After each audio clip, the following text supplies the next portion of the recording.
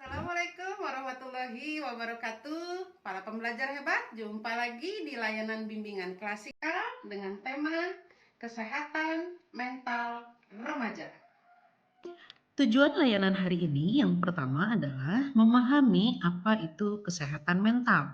Yang kedua, mengidentifikasi ciri-ciri kesehatan mental. Dan yang ketiga, cara mengatasi gangguan kesehatan mental.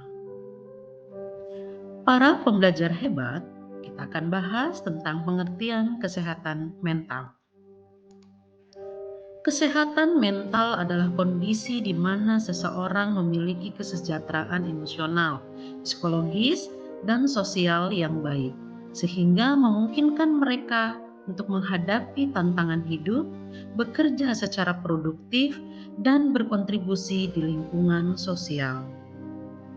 Data ini adalah hasil survei tentang tren kesehatan mental yang terus meningkat di kalangan remaja mulai dari tahun 2018 sampai dengan 2023. Pembahasan secara rinci akan kita lihat pada slide berikutnya.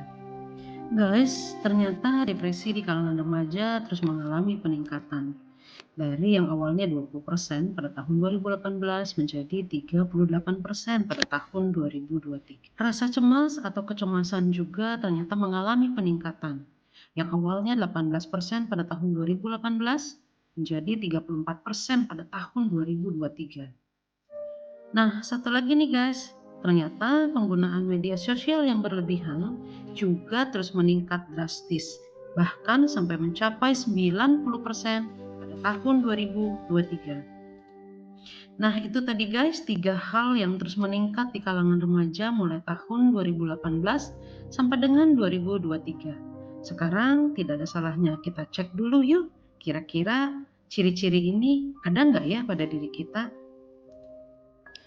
Ciri yang pertama yaitu apakah kita sering mengalami perubahan mood yang ekstrim. Misalnya yang tadinya kita sedang gembira, kemudian kita langsung merasa sedih dan seterusnya. Yang kedua, kita coba periksa diri kita. Apakah kira-kira belakangan ini kita sering merasa menarik diri dari lingkungan sosial, malas untuk bersosialisasi atau bahkan main dengan teman-teman lainnya. Nah guys, yang ketiga bisa jadi belakangan ini kita malas untuk belajar ataupun melakukan hal lain sehingga terjadi penurunan prestasi akademik ataupun prestasi lainnya. Nah, kita coba cek deh, belakangan ini apakah kita sering kehilangan minat atau kita melakukan hobi kita. Hayo, siapa yang belakangan ini sering mengalami gangguan tidur atau gangguan makan? Nah, ini nih satu lagi. Siapa yang belakangan ini sering mengalami perasaan tidak berharga atau bahkan merasa putus asa? Guys, itu tadi 6 ciri dari gangguan kesehatan mental. Jika kita memiliki 3 saja dari ciri-ciri gangguan kesehatan mental, maka sebaiknya kita harus sudah mulai waspada. Nah, gimana nih kalau ternyata kita punya potensi terkena gangguan kesehatan mental? Jangan khawatir ya guys, karena di slide berikutnya kita akan mencari tahu bagaimana cara mengatasi gangguan kesehatan mental. Yang pertama, kita butuh untuk membangun dukungan sosial. Nah, buat kalangan remaja, kita rasanya perlu untuk membuat circle pertemanan yang positif. Nah, yang kedua nih guys, walaupun mungkin kelihatannya sulit, tapi nggak ada salahnya loh kita harus sudah mulai mencoba mengurangi waktu kita di media sosial. Nah, yang ketiga nih guys, walaupun kata orang Gen Z itu adalah anak-anak mager, tapi nggak ada salahnya mulai hari ini kalian harus bergerak, berolahraga secara teratur karena itu akan memberi kebugaran pada tubuh kita. Nah, Bang Haji Omai Rama bilang, begadang jangan begadang. Nah guys, yang keempat tipsnya adalah kalian harus tidur yang cukup. Tidak boleh begadang, karena begadang merusak kesehatan.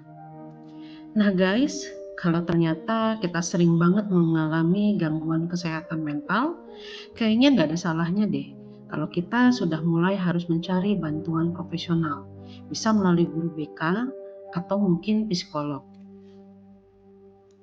Nah, akhirnya kita sampai di tips terakhir yaitu tentang praktik mindfulness atau meditasi. Jika kalian merasa belum memahami tentang praktik mindfulness atau meditasi, kalian boleh loh bertanya sama guru BK kalian di sekolah atau paling nggak kalian bisa googling internet. Nanti kalian bisa mendapatkan banyak informasi tentang bagaimana cara praktik mindfulness atau meditasi. Oke guys, para pembelajar hebat semuanya, demikian layanan klasikal kita hari ini. Mudah-mudahan ada manfaat yang bisa kita ambil dari materi kita hari ini. Terima kasih untuk semua perhatian kalian dan sampai jumpa di pertemuan berikutnya. Assalamualaikum warahmatullahi wabarakatuh.